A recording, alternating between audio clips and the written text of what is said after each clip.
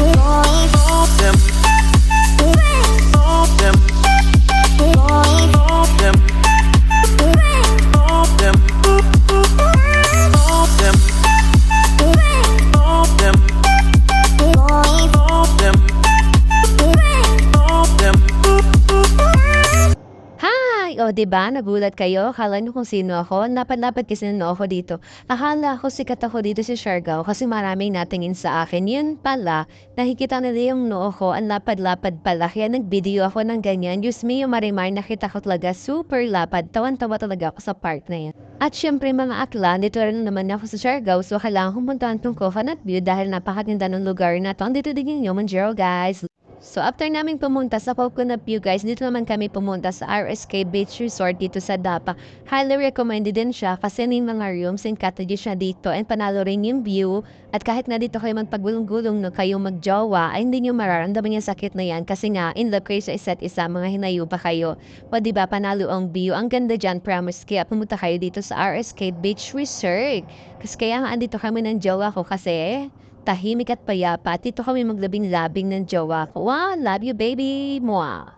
So after namin maglabing-labing ng baby ko, char! Meron pa daw akong kailangan puntahan or makita kasi andun daw yung perfect view para sa mga katulad kong in love sa kanya na nagmamahal sa kanya ng totoo. Char! Eto na siya guys, pupunta na kami, papasok na. So sa mga oras na yan guys, medyo kinakabahan ako kasi nga ang sabi niya sa akin ay perfect view. Pero ang tanong, bakit dinala niya ako sa gubat? Diba mapapaisip ka, tama ba ang ginawa ko na sumama after namin maglabing-labing sa kanya? Ipapapatay niya lang ako, iuhulog niya ako sa dagat, ipapakain niya ako sa pating. Hi, sad. Pero ganun taman, may tiwala naman ako sa kasama ko kasi nga sabi niya ay perfect view, ibig sabihin mag-i-enjoy ako at maganda yung lugar na pupuntahan namin. Ang nagtataka nga lang ako kung bakit sobrang gubat naman nung part na yan. Pero safe, walang ahas, walang lamok. Char, meron lamok. Medyo makatinga sa part na yan natama sa aking legs na maganda. So, dito kami magpa-park for a while. So, maglalakad kami dyan, sabi niya kanina sa akin. Eto na guys yung sinasabi na kasama ko kanina ng baby ko na perfect view. Actually, maganda talaga yung part na yan. Mapapawaw ka talaga sa ganda ng Siargao. Wow na wow sa Siargao. Kadig ko, gwapo. Gwapo siya.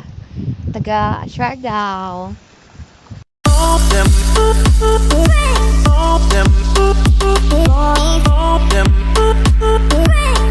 Them